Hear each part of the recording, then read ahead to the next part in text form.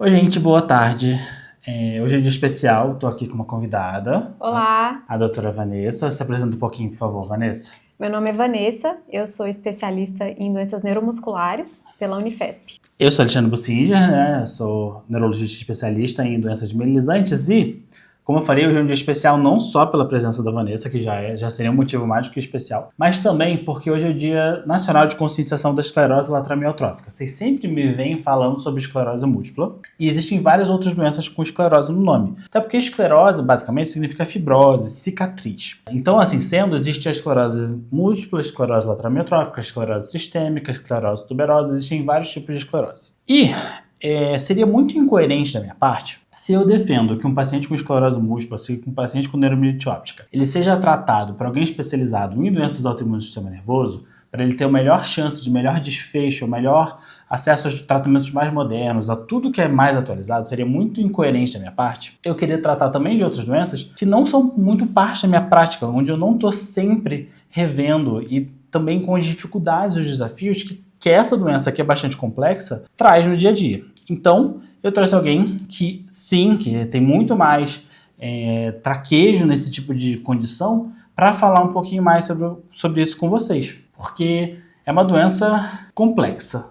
Coloca complexa nisso. Ale, obrigada pelo convite, Imagina. esse canal aqui que tem grande visibilidade. É muito importante a gente poder ter esse momento para falar um pouco mais sobre ela, né? Então, esclerose lateral amiotrófica. Como a Ale falou, esclerose, mas ele tem um mecanismo completamente diferente da própria esclerose múltipla, que vocês já veem muito aqui. Então, na esclerose múltipla, a gente sabe que existe um substrato inflamatório, autoimune, desmielinizante. E na esclerose lateral amiotrófica, o mecanismo é completamente diferente. Existe uma neuroinflamação crônica que, até o momento, apesar de muitos estudos, a gente não tem ainda muito bem definido quais são esses gatilhos, na maioria dos casos, principalmente casos de origem não genética, mas esses gatilhos ao longo da vida vão levando ali ao desenvolvimento de um processo neurodegenerativo, em que você vai tendo destruição ao longo do tempo de uma região, né, do nosso corpo, do nosso sistema nervoso, que é o neurônio motor. Então, quando a gente fala de movimento,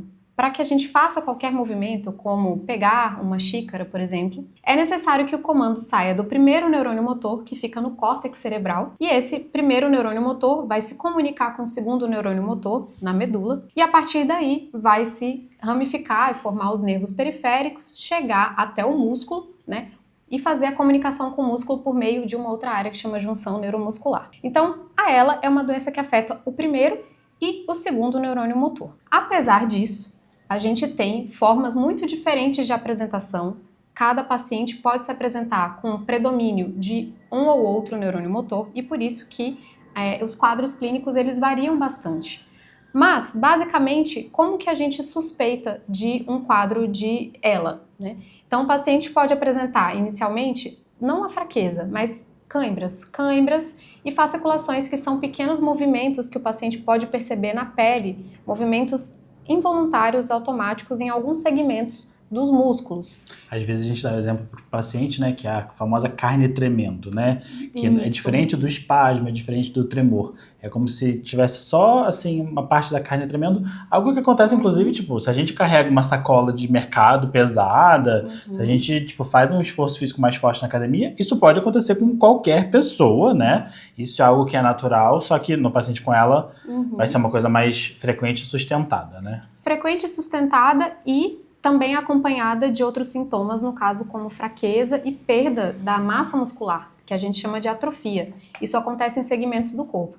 E é muito importante falar isso porque tem pacientes que vão ter fasciculações e são benignas e não tem nenhuma correlação com doença do neurônio motor. Isso é até um motivo de vindas ao consultório do neurologista por medo, né? E dúvida, será que eu posso ter uma ELA? Né? Então, a fasciculação isoladamente não significa doença. Ela pode sim ser secundária a, de repente, um maior uso ali daquele grupamento muscular, né? Mas ela pode ser um sintoma inicial junto de outros sintomas, então fraqueza, e essa fraqueza ela costuma ser assimétrica, então ela pega grupamentos diferentes ali do corpo, então pode pegar membro superior, membro inferior, mas ela também pode começar, por exemplo, em músculos de outros segmentos, então músculos da região bulbar, então músculos da fala, então o paciente pode ter uma dificuldade progressiva ali para articular a fala, fica uma fala mais mole, mais pastosa. Pode ter dificuldade para deglutir, para mastigar. Pode evoluir com uma fraqueza ali da musculatura da face para sorrir de maneira progressiva. Outros casos, o paciente pode começar com uma fraqueza do pescoço, então não necessariamente começar pelos membros. Pode também ter fraqueza da musculatura respiratória. E aí é um ponto muito importante, porque nem sempre a pessoa vai chegar para você e falar, estou com falta de ar, né? Então, quais são os sintomas que são mais iniciais nesse caso? Geralmente começam com sintomas de hipoventilação noturna, que seria o quê? A pessoa deita e durante a noite ela tem uma fraqueza dessa musculatura, ela pode respirar menos. E isso vai se traduzir em um sono que não é tão eficaz, a pessoa pode acordar e ter uma sonolência excessiva durante o dia, dor de cabeça durante as primeiras horas da manhã, né? Uma alteração ali cognitiva, uma dificuldade de reter informações, uma sensação de uma mente mais lentificada, porque o sono não foi adequado. E além disso, o paciente pode apresentar ao longo do tempo realmente dificuldades, principalmente falta de ar ao deitar, que a gente chama de ortopneia, e aí dificuldade progressiva ventilatória também em alguns momentos do dia. É até interessante dizer isso, né? Porque muitas das vezes o paciente com os próprios esclerose múltipla ou com outras doenças, ele pode ouvir isso e falar, puxa, mas eu tenho também fraqueza, eu tenho também dificuldade de concentração, eu posso ter dor de cabeça de manhã por N motivos. E é aí que o olhar justamente especializado vai saber separar o joio do trigo, né? É saber falar, a instalação dos sintomas foi assim assado, então é mais provável isso ou aquilo. O exame físico, né, avaliando o paciente, eu vejo já os sinais de atrofia, que é bem comum na mão, né? Então isso já começa a criar uma suspeita, a abrir os olhos, abrir um alerta para isso. Então é muito importante, porque é isso. Às vezes um paciente com esclerose múltipla tá ouvindo isso e fala, puxa, mas então será que eu tenho uma esclerose lateral amiotrófica? Mas veja, a instalação dos sintomas é diferente na esclerose múltipla. É mais comum o paciente ter isso na forma de surtos, né? Então eu tenho uma piora mais abrupta, assim, ao longo de algumas poucas semanas eu fico já com alguma dificuldade de enxergar, de andar, com formigamento e tudo mais, e aí depois isso, geralmente, né, com o tratamento ou sem tratamento, pode ter uma recuperação completa ou incompleta, diferentemente da instalação sempre progressiva, sempre com uma piora sustentada, que é o caso da ela. Mas também existem os pacientes com esclerose múltipla primariamente progressiva, onde a gente também vai ter uma instalação parecida, só que é uma instalação ainda muito mais lenta do que o paciente com ela, né? Então veja como as coisas parecem semelhantes, mas quando a gente olha de maneira mais aprofundada, e é por isso que é importante o especialista, né, para saber diferenciar muito bem e saber olhar com muito carinho para o paciente, para saber fazer a suspeita correta, é que isso faz muita diferença. Até porque, por exemplo, uma das coisas que muda muito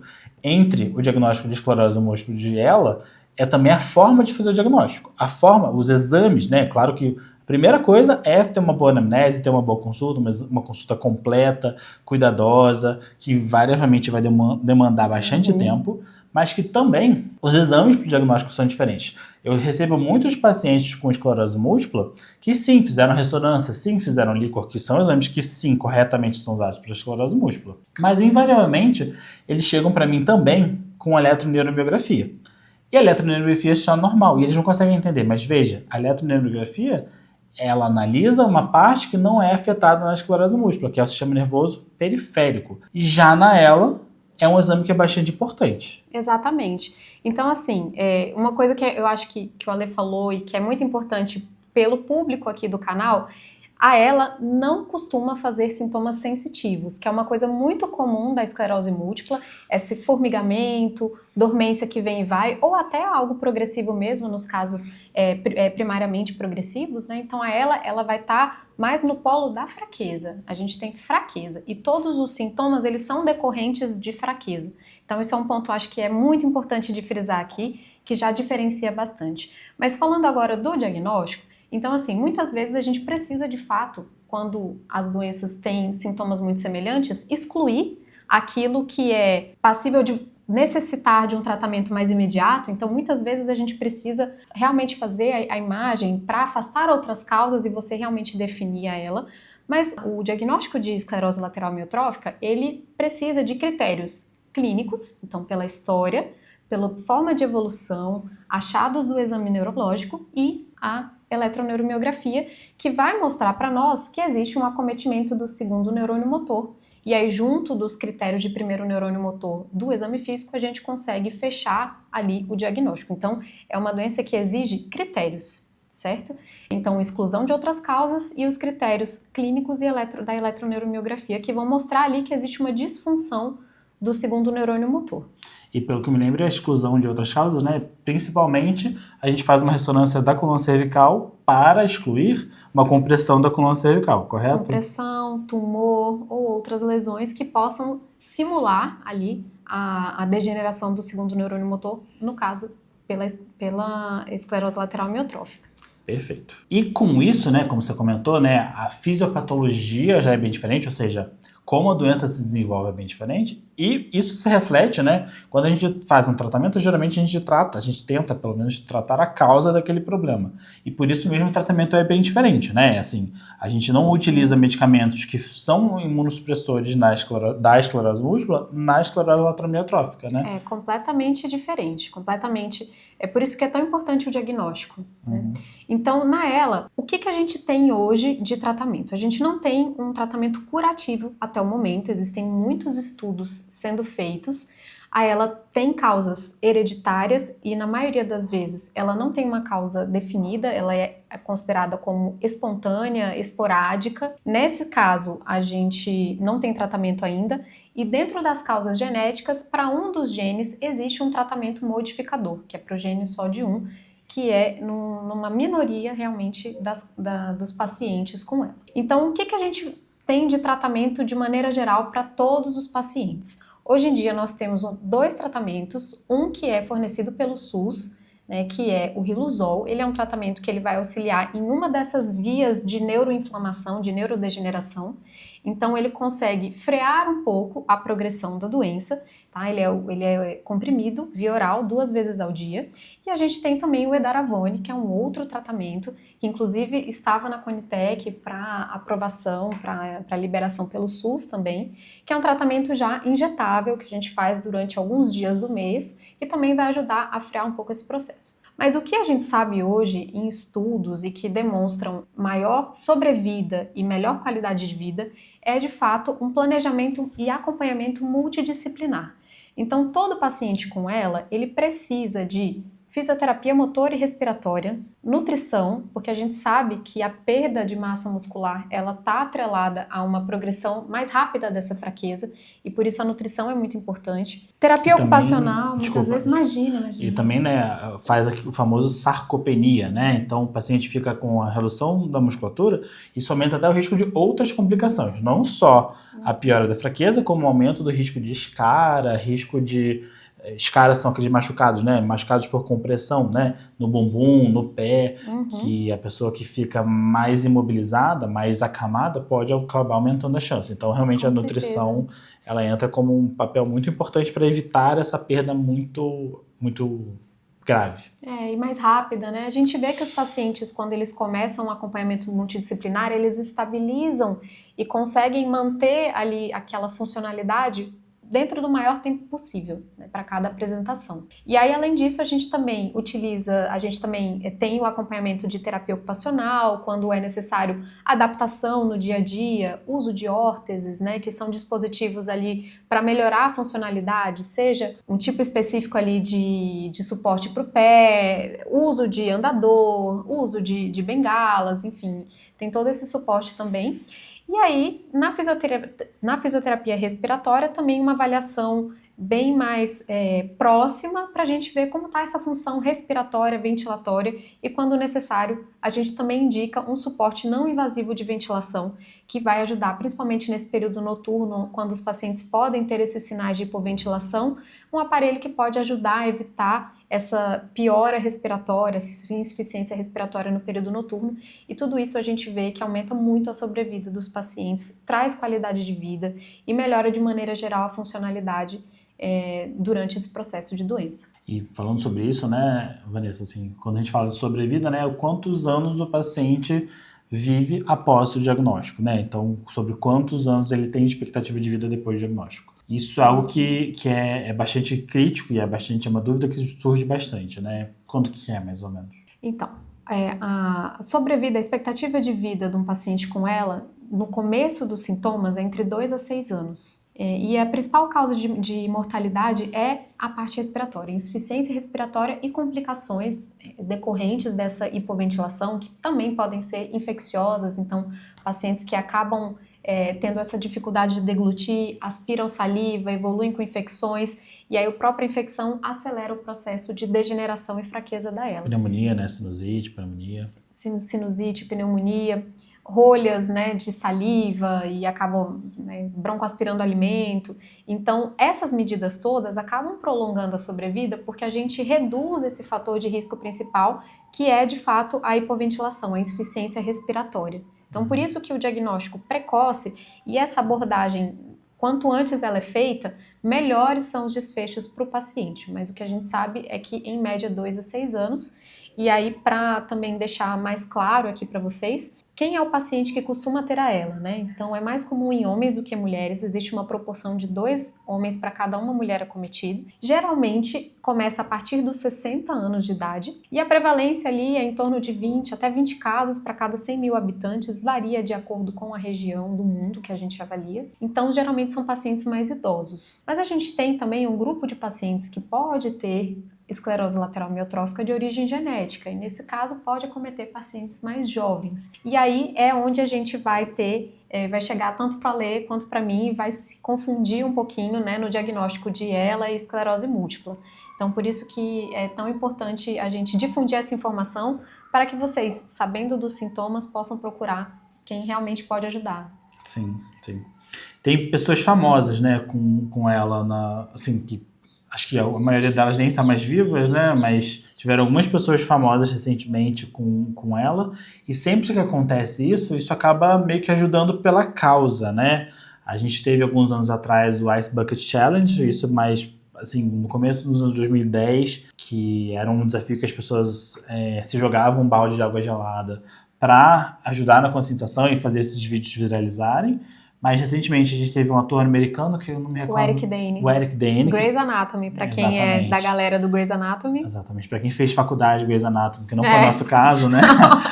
Eu até assisti, mas a minha faculdade não foi via Grey's Anatomy. Então o Eric Dane, que infelizmente faleceu recentemente, né? A doença até recebe um nome, né? Um outro nome para a esclerose lateral amiotrófica é a doença de Lou Gehrig, né? Que foi um jogador de beisebol, Era um beisebol, né? americano, que teve um quadro bem rapidamente progressivo. E o Stephen Hawking, que acho que é o mais famoso de todos, né? Que encabeça assim, essa lista e é o maior exemplo da condição, né?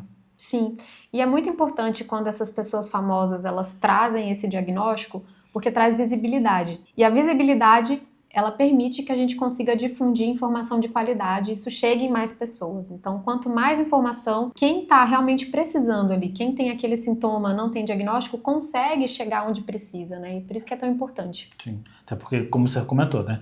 Quanto antes esses cuidados, que são fundamentais para a continuidade da vida da pessoa, forem instituídos, maior a chance da pessoa ter aí uma sobrevida maior e conseguir lidar com essa situação melhor, né? Ter uma qualidade de vida, né? E ressignificar, né? Sim. Que muitas coisas precisam realmente de readaptação, o que não significa que acabou. Sim, não é o fim da linha, Não né? é o fim da linha. Vamos fazer um jogo rápido, assim, acho que a gente falou muitas das coisas que são comuns, mas acho que é importante a gente falar também o que não é comum na ELA, né? Por exemplo, é comum ter comprometimento cognitivo, a pessoa ficar demenciada, assim, sem conseguir lembrar quem ela é, quem são os familiares? Isso é comum? Não é comum. Então, na maioria das vezes, a cognição fica completamente preservada. Existe um grupo de pacientes na ELA que podem sim ter alterações cognitivo-comportamentais.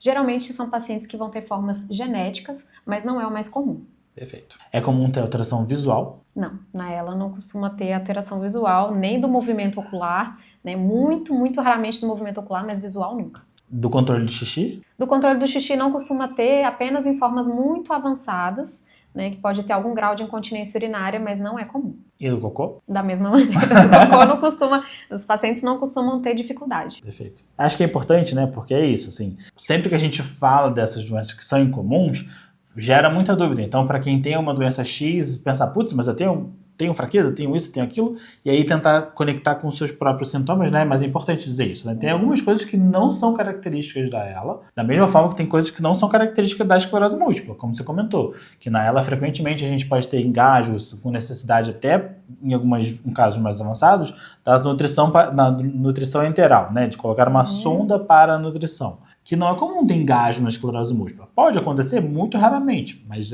não é um sinal claro da esclerose múltipla. Da mesma forma, não espero que o paciente com esclerose múltipla ele vai ficar aí em 2, 3 anos acamado ou cadeirante. Se tudo der certo, se as coisas funcionam de maneira correta, não é para isso acontecer. Acho que é importante pontuar isso também para essa diferenciação, ajudar nessa diferenciação, mas acho que a gente abordou meio que um pouquinho de tudo, um popurrí de tudo.